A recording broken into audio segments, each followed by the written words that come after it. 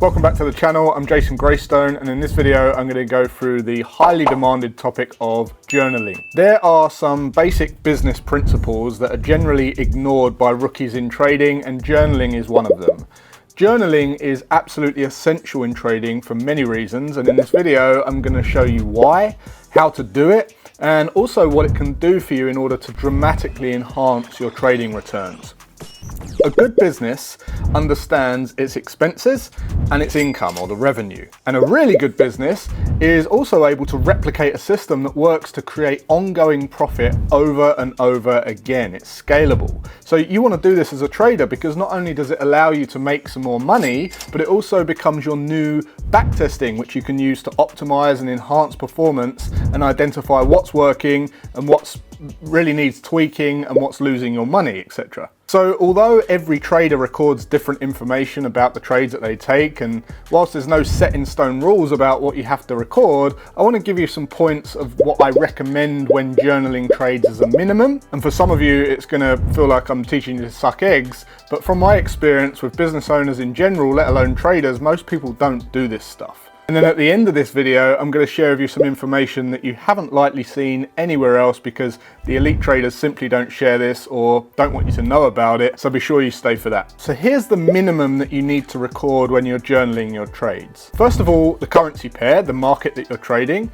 the amount of currency traded, so your trade size, whether you're going long or short, so the trade direction, your entry price, your exit price, time and date of entry and exit, the time frame of which you're trading it on, the profit and loss, the account size before and after, the strategy you use to get in, so your reason for entry, your management technique, maybe you're trailing a stop or a profit target, and then any notes that you might wish to add that might be important later on when reviewing the performance. So that's the minimum. Now, as an advanced trader, you want to start journaling the following.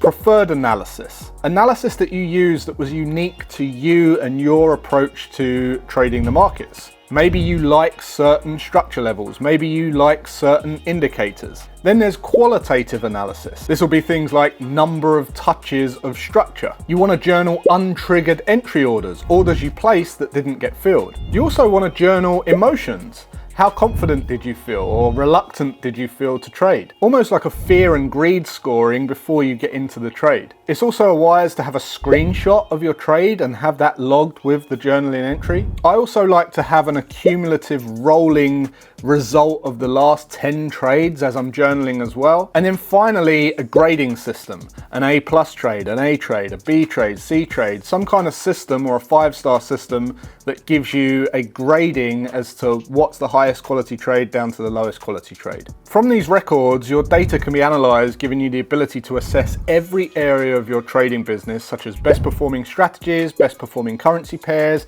average profit per trade, average trade duration, win-loss ratios, account equity curves, and much, much more. I'll talk more on this later. But now I want to talk about frequency. How often should I journal? This is a question I get all the time, and here's my rule of thumb advice. If you are manually journaling, record as you trade. Take notes of any relevant data by copying it straight into your journal. If an entry triggers, you want to start recording that data for that entry, for that trade immediately. If you adjust a profit target or a stop loss mid-trade, you want to log that data immediately. And then when the trade closes, you can complete the journal entry for that trade. Now, there are some automated journaling software programs that you can use, but I would strongly advise that you at least do it manually first before using them, because if you can't be bothered to manually journal your trades, the automated journals will be a complete waste of money and they won't provide you with any benefit at all. If you'd like me to do a video on the different automated journaling packages that I recommend, please let me know in the comments right now and I'll consider doing that video on that topic another time. Now, here's a little secret that not many people know about. So many traders strive for either a 100% winning system with no losers, which doesn't exist, or a huge reward to risk profile where they shoot for the moon and they try and hit 10-to-1 trades every single time. Now, I've spent a lot of time with many of the best traders in the business, and this diagram here shows you where you really need to be aiming realistically, especially at the beginning. The best traders that I've met are between a 55% and 65% strike rate consistently. So this gives you a realistic guideline for where you should be aiming for your consistency. Now there's other aspects to journaling such as performance and self-review and discretionary building aggression into your trading, and if you'd like me to do a video on those topics, let me know in the comments, and if there's enough demand, I'll do the video next time. But my advice for this video is to build out a journal, maybe using Excel, add all the different points that I've been through in this video, and start taking note of your trades, because what gets measured gets mastered. Until next time, let me know if you've got any questions in the comments, and I'll see you then.